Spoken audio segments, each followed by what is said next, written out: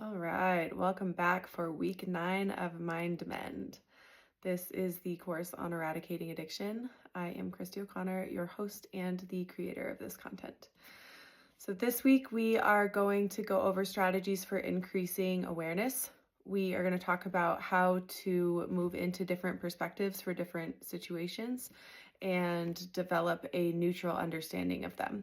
So that helps us to develop a more comprehensive understanding of ourselves and our behavior and why we move in the world the way that we do, and also to conduct the same thing for other people so that we can get a better idea of why things happen the way that they happen, why we relate to other people the way that we do, and try to develop a deeper sense of empathy as we start to explore ways that we can view one situation with multiple different lenses. For symptom management this week, we are not going to change too much. So if you are already either quit or trying to be quit, either stay quit or keep trying to quit. If this is going well for you and you are not experiencing craving for more than, shorter periods at a time, so minutes to hours, try to solidify in your commitment to yourself to stay abstinent. And also remember that it is going to take a handful of months of abstinence for the new neural pathway to fully fill in and to become the dominant one. And depending on how long you used for, it can take longer than a few months too. So if you are still experiencing some craving, try to just hang in there, try to keep committing to it. The more that you can sort of stay in this abstinence zone and find your happy place within that area, the faster your brain's going to be able to adjust to it. If you are in the space of going as long as you can without using, but still have intentions around using after that prolonged interval, I want you to work to shift your intention to quitting forever. So, or quitting for a prolonged period of time without a foreseeable need to use in the future. Maybe forever can be kind of a scary word when you're trying to quit something.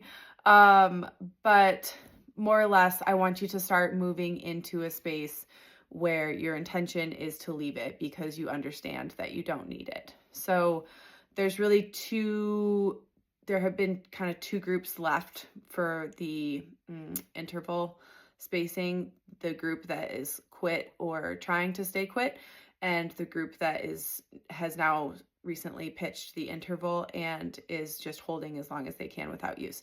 So the first group has had the intention of staying quit. The second group hasn't, is the big difference. So for the second group of people who have not quite shifted their intention into a space of staying quit, I want you to try to do that when you put the substance down for one of your longer intervals.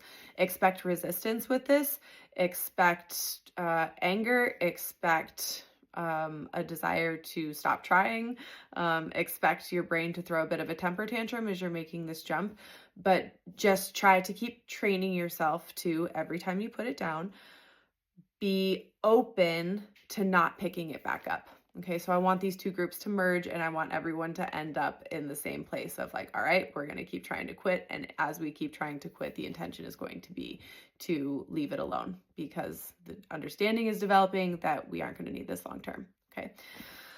We're going to keep up with the 15-minute sit session in the morning. And in this session, I want you to heavily focus on how it feels to be free from the behavior that you've targeted, and how it feels to not have the constant compulsion to engage in this behavior. I want you to try to bring in things like gratitude and joy and happiness, because you are getting closer and closer day by day to being free of this thing that has held you prisoner for a prolonged period of time. So I want you to start intentionally bringing these things in the morning, and then try to really focus on bringing these elements in throughout your day as well. This is going to help you when things catch you off guard that maybe have triggered you to use or engage in the behavior in the past. So try to, at the end of your session, make sure you're sort of energetically gathering those things, that gratitude, the excitement at being free, and carry those things with you throughout the day for as long as you can, ideally for the entirety of the day. All right, and then we'll continue with the evening success inventory. How successful were you in not using, in conducting yourself in a way that you're proud of? If there are things that felt like failures, take a little time to analyze that, and also how you can make success more available for yourself. Thank yourself for being committed to this program, to the process of bettering yourself, and recommit for the following day. All right. And lastly, you are going to continue to implement your positive change. Okay, so 15 to 20 minutes a day of whatever hobby or practice that you have decided you are going to devote time to in the last few lectures. So continue up with that as well. Make sure you're doing it every single day. All right. So if you have been in the second category in terms of your use interval duration, meaning you have been doing the longer intervals without having the intention of quitting. If you need to, and if it is available to you, it might be worth considering taking a period of unrestricted use here. So as we've talked about before, you want to implement harm reduction methods, meaning, damage control for yourself if you're going to do this. Don't drive, warn family, things like this. So if you can do that safely, then I want you to take a period of unrestricted use. And then when you feel ready, you are going to analyze how your behavior has changed in this period of unrestricted use. Specifically, I want you to look at how the work you have been doing in the weeks leading up to this, how that was able to hold or transfer into your period of prolonged use, okay? Because what usually happens is these things, these new skills, these new perspectives, the ability to show up different, this literal formation of new ways of being in your brain. A lot of times when we go back into use in an unrestricted way, all those things will go out the window. So I want you to be looking for those things in your period of unrestricted use. I want you to be looking for the automatic tendency to resort back into old behaviors, into old thought patterns, into old ways of showing up. So notice all of these things. And when you feel ready to stop, I want you to stop with the intention of staying quit.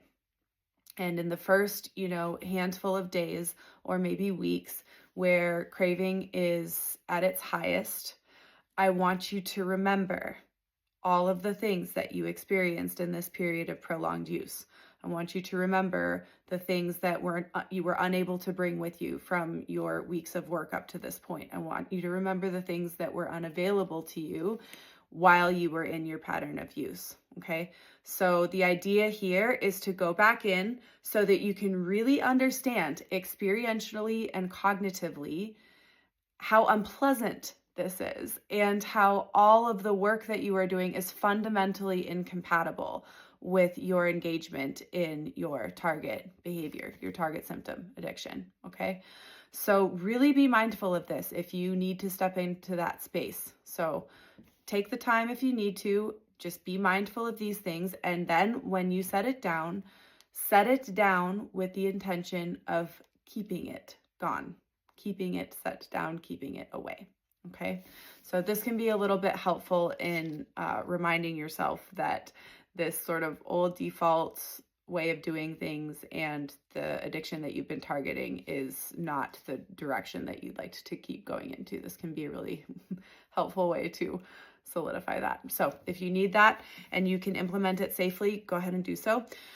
Also, an aside, if you are struggling with drinking and you are having problem with cravings and you are having problems with frequent relapse, naltrexone and Vivitrol are excellent options. They are the same medication The naltrexone is the oral form. It's a pill form that you take. And the Vivitrol is an injection that lasts for 30 days. It decreases the euphoric effects of alcohol whilst reducing craving. It is an incredibly helpful drug if you are doing this work to help with the underlying wounding pattern simultaneously. It can be an excellent tool for the first few months if you're having a hard time getting through the first couple weeks or couple of months. It can be a really nice adjunct. Also, Wellbutrin for smoking cessation, also not a terrible idea. It really helps regulate that dopamine reward pathway. For a lot of nicotine users, that pathway just gets absolutely bombarded and flooded with dopamine, and it takes a little while to reset that and find balance there. And the Wellbutrin for a lot of people can be really helpful in a physiologic way to assist and facilitate that process. It can make it go a little bit faster. So those are a couple ways that you could decide to supplement with pharmaceuticals at this point if you're really struggling getting through those first days, weeks, months. And neither of those medications are particularly problematic to quit once you have reached a place of stability in your abstinence. So be mindful of that too. For the wounding, this is going to have 3 parts for this week. So for the first part, I want you to think of a particular time in your life that stands out to you. It can be positive or negative or some of both. It doesn't really matter. A particular time in your life or a particular incident in your life, something that comes up. And I want you to, instead of recalling this incident or this period of time as a memory, I want you to go into the perspective of viewing it as though you were on a television screen with the cast of characters that are the people that were involved in this event or this time period in your life. So I want you to watch it as though you're watching the Hallmark Channel, essentially. And I want you to analyze your character specifically as the viewer, not as the person who is experiencing your particular story. Okay. So I want you to really go into this from a thought experiment kind of tactic. And then I want you to take some time to write about it and write about it from the perspective of the viewer. So for example, when I was making my jump from my career, I also made a lot of other jumps at the same time. And when I went into this process that I was describing as, viewing it on the TV as myself being this sort of externalized character, my view of it was sort of like, oh man, I wonder what she's going to do. Like, how is that going to look? What are the options? It was a very detached analysis of the exact same situation, which is what we're going for here. So you want to view your event or your time lapse that you're viewing this way simply from the perspective of the observer. And we did start doing this a little bit earlier on in this series, but we're going to really hone in on it this week. So once you feel like you have a pretty clear perspective of your view of this from this external seat, this as the audience, if you will, I want you to write about it from that perspective too. I want you to write about the character that is you. I want you to write about the other characters, i.e. the other people that are involved in this incident or this time period in your life. And I want you to do it from the perspective of the audience watching the play, the viewer watching the TV, what have you. Okay, so this is part 1. Take some time for this, right? In the second part of this, I want you to identify maybe an author or a public figure or could be a social media influencer, something like that, who you strongly disagree with. Okay, someone who has views that are very different than yours that you fundamentally disagree with. Okay, maybe they have certain perspectives on vaccines or abortion or politics or something like that. I want you to intentionally choose someone, and this shouldn't be that hard to do, that you have almost a repulsion to. Like, how could that person possibly? So that kind of reaction too. Okay. And I want you to deconstruct this in the following ways. The first thing you're going to do is you're going to take your belief system and your perspective on the issues concerning the disagreement that you have with this public figure. I want you to take those beliefs that you have and I want you to just put them aside. Okay, so we're going to take our perspective of the person, of what they represent, and we're going to take our opinions and our feelings about it and how we view the situation. We're just going to put it to the side for a moment. And I want you to deconstruct the person's belief system who you are critiquing. Okay, so I'm going to use vaccines as an example, because this was one of the first areas that I did this in for myself. So, of course, working in healthcare, there were a lot of years where I was very pro-vaccination. I had very strong feelings for people that did not choose to vaccinate themselves and their children.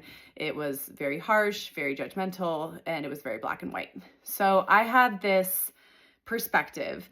And the first person that I performed this exercise with was, and now I'm going to blank on his name, one of the OG authors of one of these more popular books explaining why we shouldn't vaccinate. Okay, so obviously it went into autism and the whole argument for the other side of this. So I put what I had been taught, what I had been trained to tell people, what I had been trained to think, and all the whole comprehensive understanding of vaccines and my understanding of their efficacy and how they should be used and all of these things. And I put it to the side for a minute.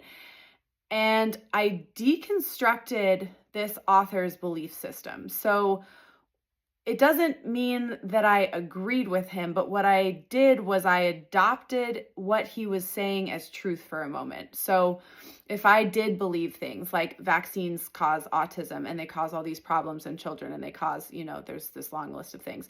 So I just put myself there for a moment. And what I started to realize is that I could understand, even if I didn't agree with it, I could understand the perspective that this author was coming from. So it created an environment where I had my belief systems over here. I had deconstructed and taken on somebody else's belief system and perspective that was over here. And it allowed me to neutralize to both of those perspectives. So what I started to understand was that perhaps neither of them are 100% right. With most things, the truth is somewhere in the middle of these two extremes. And when you can understand the opposing perspective, even if it's a perspective with evil roots attached to it, okay, so maybe there is a public figure that is heavily motivated by greed and power, okay, so you can even do this with that too, where you can say, okay, well, maybe I am not motivated by greed and power, but you, again, putting your structures to the side for a moment can feel into that. And you can say, well, these are the things that do motivate me. My family motivates me. My health motivates me. Being happy motivates me. So maybe you can plug in what is motivating to you, okay, into things like greed and power, and you can understand that perspective a little bit better. And so what you start to understand and feel into there is that people get very wrapped up in these things. They get very wrapped up in their own motivations, in their own perspectives, in their own belief systems. And it's very hard for them to untangle from those things by doing exactly what we're doing here. Okay. They don't take the time or know how to do it. So they don't. And you can even start to understand this to a point where you have compassion for people that are motivated by things like this, because you can start to see how it's a bottomless pit and it doesn't go anywhere and it doesn't bring anyone any more happiness than is available to you. in your own life. So really try to take some time with this one. This is going to help us both with the third part of this week, and then next week when we get into forgiveness of ourselves and others, this is going to play a big part in this. So take some time and try to pick people that are challenging to get on board with, and provide some, things that are highly controversial for you and that you don't agree with. And again, I'm not necessarily saying that you agree with that person. I'm suggesting that you do your best to understand a perspective that is completely the opposite of yours. So if you can come into this understanding with people who hold beliefs that are on the complete opposite end of the spectrum for you, neutrality and calm and peace and self-confidence is going to be way more available, because you're not going to continue to have an activated nervous system in the presence of these people and what they represent, which is really what we're going for here. So remember that as you dive into this exercise, and do your best to choose something, again, that is sort of foreign to you, perhaps because it's that level of cringy to you, and try your best to understand it from that person's perspective. What qualities does their lens have that yours doesn't? Okay, you want to also consider things like age, race, socioeconomic status, upbringing, any known traumas, any occupational choices, hazards. So you want to include all of these things when you're deconstructing the other person's lens, because remember, you want to be able to sort of embody this as though you're viewing it through their lens. So you want to kind of pick apart these factors that cause these different perceptions of the world as you're analyzing your chosen public figure. So do this for 2 or 3 people and see if you can get somewhere with it, and try not to let your emotions take over. This isn't meant to make you angry. It's meant to do the opposite. So in order to do that, it's important to not forget to take off your armor, your belief system, put it to the side. You put it back on immediately when you're done doing this. So just remember to take it off. You're only putting the other person's outfit on for a short time, just so that you can understand, and then you get to go back to yours. So if you do that and you actually do it, this shouldn't come with a tremendous emotional component to it. So practice that with a few people. So part 3 of this is we are going to do the same thing, but instead of a public figure, we are going to target family members or friends or coworkers or bosses who you have had some kind of friction or significant misunderstanding with. So basically someone that you find to be irritating, or you find yourself angry at or in conflict with on a relatively regular basis.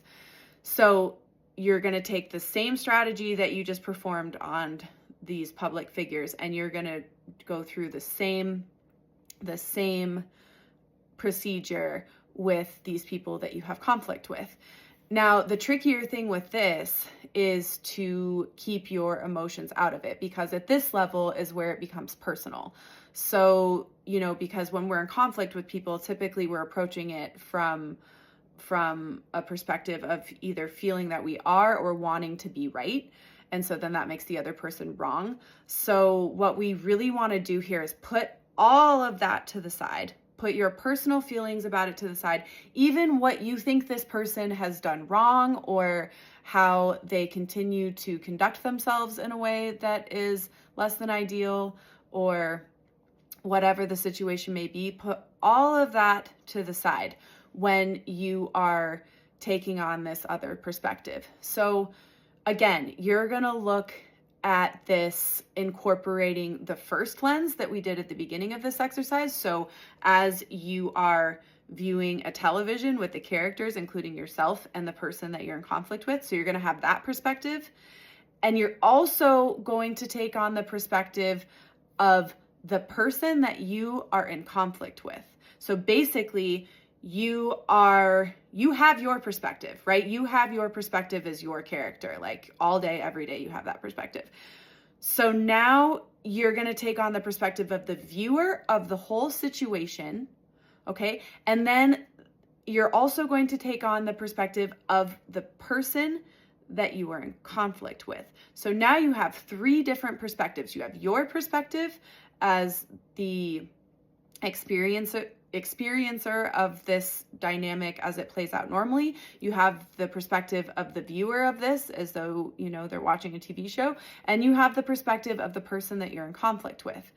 So it's helpful to write about these 3 different perspectives because you're going to see very quickly how different the same situation can be perceived depending on which place you're looking at it from. Okay? It's really important here when this brings up things like defensiveness or needing to be right or needing the other person to be wrong or feelings of being mistreated or anything like this. It's really important to not block those feelings, but put them to the side. You can even say something to yourself like, I hear you, it's okay. We're not doing this, to agree with the other person. We're doing this to understand. Okay, so then when you go into the other person's perspective, what you're going to have is you're going to have an understanding of your behavior from your perspective and your behavior from the perspective of the viewer. Now, when you take on the perspective of the person that you're in conflict with, you need to consider things like, what distortions does this person carry around with them in their lens? What problematic tendencies does this person have? What sore spots does this person carry around with them that they have unhealed? How do they typically react to various situations? You have your perspective of this, but you want to shift into the perspective of the person that experiences it. So perhaps the person that you're doing this exercise with has a hot temper, and so they yell at you frequently.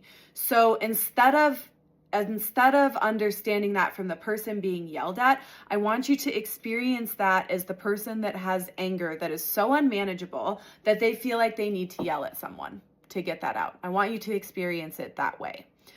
So I want you to do this try to do it with a handful of people and try to do it in order to analyze the way that your dynamic plays out with this person. So typically when we have frequent conflict with people, whether it's just energetic or it plays out on the surface, there's a certain consistency to it. There's a certain repetitiveness that plays out with it. So I want you to understand it from the 3 different perspectives that we just talked about, and I want you to write about each one of them. You can make a 3-column list if you want: your perspective, the viewer's perspective, other person's perspective. And I highly, highly recommend writing this out.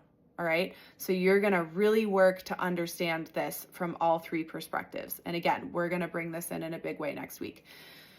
What you need to watch out for in this is a tendency to fall into justified anger, blame. Okay, there's going to be this sort of resistance thing where your brain wants to just be like, they're wrong, they're a nasty person, it's not right for them to show up this way, blah, blah, blah.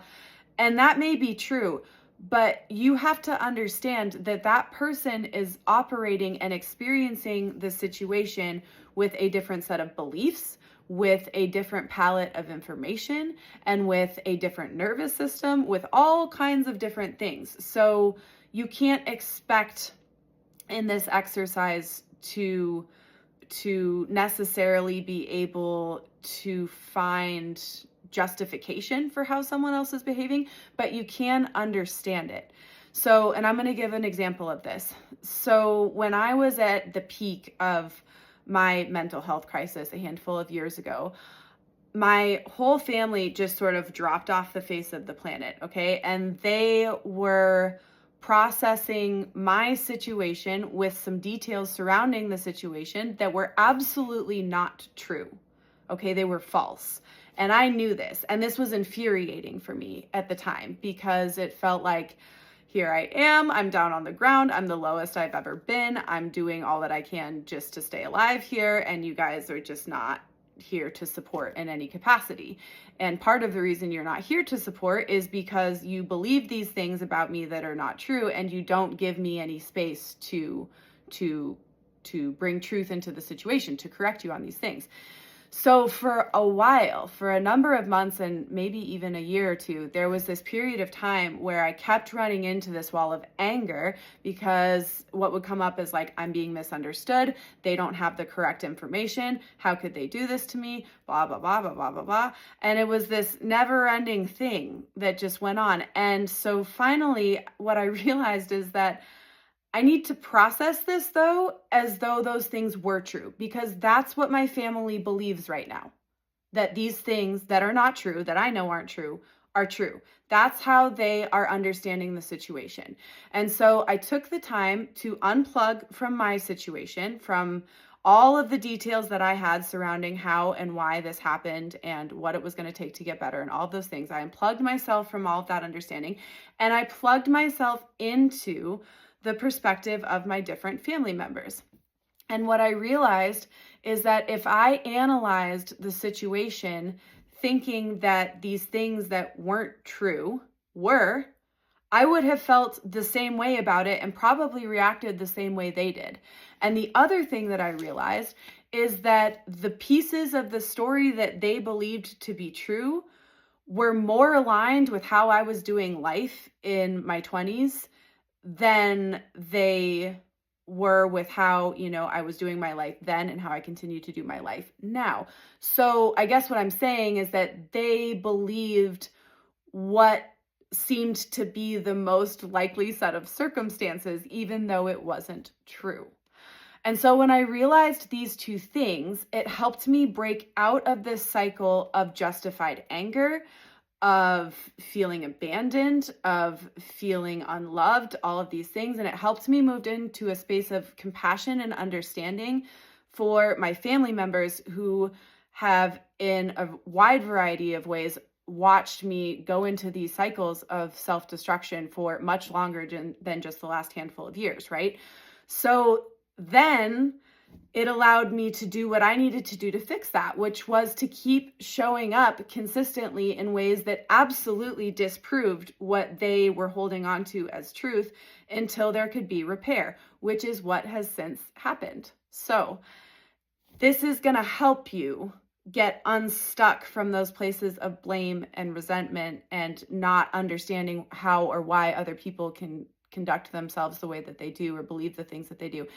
You're just going to have to, again, put your emotions to the side for a moment and process it with the information and with the belief system and with the circumstances that the other person has, which are not going to be the same as yours.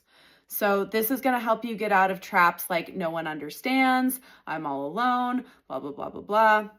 There's all kinds of narratives like that come up when we are, especially in similar forms of conflict with a large number of people. So if you can start to analyze it from these outside perspectives, particularly from the perspective of the person or people that you are in conflict with, you're going to neutralize faster what you need to do in order to heal yourself, and the dynamic is going to become clear, and you are going to get unstuck from this sort of anger, blame, rage thing that we have a tendency to fall into. Okay, so really take some time with this and remember that you are not abandoning your truth in this. You are not invalidating how you feel at all. You're just putting it to the side for a moment. Continue to remind yourself of that if you start to get all anxious about this. You're not abandoning. You are just compartmentalizing so that you can understand the different way that these things can be viewed. If you are in a situation where, say, you're in an abusive dynamic with someone, or you suspect that you may be in an abusive dynamic, but you're flip-flopping back and forth and you're not really sure, one thing that can be helpful that is a little bit more condensed or simplified versus what we're talking about is just looking at the situation as though it were happening maybe to a friend or a family member instead of you, and analyzing how you feel about it. Okay, so I use this a lot with friends where they're, if they're in dynamics with partners or something like that, and they're saying like, well, this and this and this happens, and like, I feel this way, but then we make up and and they kind of have this uncertainty in terms of how they feel about it. And I'm like, well, have you looked at it as though it were happening to me? Like, what if I were in that situation? Like, what would you tell me if I were in your situation? And that can sometimes also provide a different perspective. And also sometimes the answer is to remove yourself. Sometimes that's the answer, and that's okay too. So we are gaining to develop a more comprehensive understanding so that we can make the best choice possible for ourselves and for the people around us, okay? And also so that we can help to neutralize this conflict that we have with ourselves and other people, so that we can act in ways and give ourselves the things that we need in order to repair these things, so that we don't walk around with all this anger all the time, because it's exhausting and it detracts from anything positive forming in your life, and it's a waste of time. So this is a way to neutralize this and gain clarity that's a lot faster than just sitting in your own perspective all the time, because it's very hard to get anywhere if that's the only one that you're analyzing. So we need to start picking this apart. 2, be aware that other people have their limitations, okay? So they have limitations that are created by the belief systems that they carry. Some people have certain cognitive limitations. Some people are actually not able to do the empathy thing. Some people can't understand how another person might process things different. So as you're stepping into someone else's perspective, as you're going into these spaces, remember this. Remember people's limitations in the most loving way that you can. Okay, not in a judgmental way, not in a critical way, in a like, I see and understand this person's limitations because of where they are, and I'm going to consider that as I'm analyzing their perspective of this current conflict or dynamic or what have you. Also remember that people are typically going to believe the easiest version of any story. Okay, so in the example of my family, they believed the things that were not true about me because that was kind of the easiest, most available narrative that was available to them at that time, and they didn't have a ton of evidence to support that I was capable of showing up differently. So they immediately went into that, again, without there being a lot of space for me to explain, how and why those things weren't true. But it was just the most seamless storyline to go with, given the way that I had conducted myself up to this point and a number of other factors. So people are typically going to go with either the story they hear first or the one that is easiest to follow, given the previous patterns, the trajectory of your behavior, etc. As you start to show up differently, this will change. Okay. And as you start to show up differently consistently, it will change very quickly. Okay. People's perspective of you will change very quickly. Their understanding of you will change very quickly. They will see that you are serious and that you're not doing this waffling back and forth thing, that you are going to stay in the place that you're inhabiting, and they'll see what direction you're going, and this will shift. But it does take a little time. So be mindful of that too. Okay. So people do have a tendency to sort of hold you in whatever storyline makes the most sense, not which one is the most true necessarily. So allow space for that also. Try to be doing this constantly. So try to be doing this even, in your job, as you're interacting with people, even in more neutral situations. Try to constantly be taking on these different perspectives, either like viewing your situation again, like through the TV screen, or maybe plug yourself into someone else's situation as you're talking with them. An example of how I do this in my job is if someone comes in and they're angry and they're cranky and they don't feel good and they're demanding and they want me to fix it, that was one of the things that used to really irritate me. And when I plug myself into that now, currently, I am overwhelmed by compassion, because what I see is a person that is really, really miserable. And so it doesn't necessarily mean that I can fix it for them or that I'm going to try to fix it for them. I mean, I'll do the best I can, but there's only so much I can do, right? So, but it does mean that my approach to them changes. And instead of allowing my own irritation with that particular set of behavior traits to come through in how I communicate with them, I'm able to communicate with them in a way that brings through the compassion and understanding I have for the amount of discomfort that they're carrying around. And it creates a much different interaction with people that are suffering from these kinds of things. So, and also it helps me not have to go through the physiologic and emotional process of being angry and irritated, which is even better, because more than it being beneficial for the other person, it's also beneficial for me because my nervous system doesn't have to go through the ringer of, feeling angry and irritated and triggered by this person. So it's a win-win situation. It keeps my nervous system in balance, and it actually a lot of times will bring the other person's into a more regulated state if they're approached that way. So this is an example of how you can start plugging yourself into other people to understand their behaviors better, and then kind of watch how that brings forth something different inside of you too, in terms of how you deal with it. Because that can be a pretty rewarding way to see some of the benefits of performing this exercise specifically. So this is going to not only treat and fix these pockets of anger and resentment that we carry around with us and that are triggered by pretty regular interactions with specific people or kinds of people or whatever. This is also going to prevent it from happening.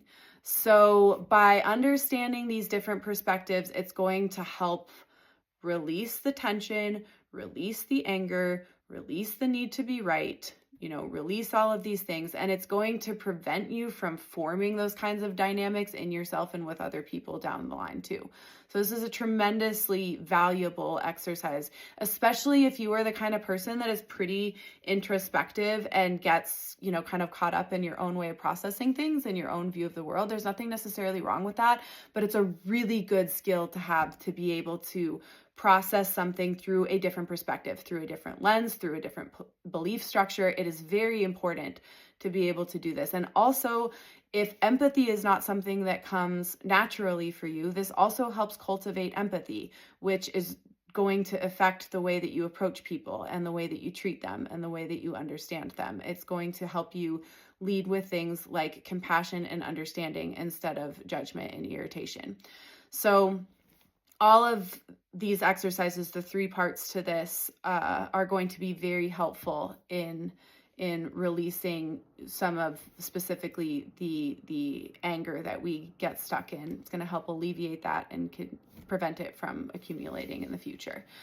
So again, as I mentioned, this is something that we are going to be applying next week when we talk about forgiveness of ourselves and other people. So really try to be practicing this, okay? Practice it with the public figures, practice it in some more neutral situations if you can, and start practicing it with the people that you have frequent conflict with, okay? Because this is going to directly translate into next week. So take a little more time if you need. Also, don't hesitate to lean into seeking external help or external resources if you're getting stuck in a particular area. Now is an excellent time to do that. If you need time, take it. And if you're ready in a week, we'll see you in a week. Thanks for listening.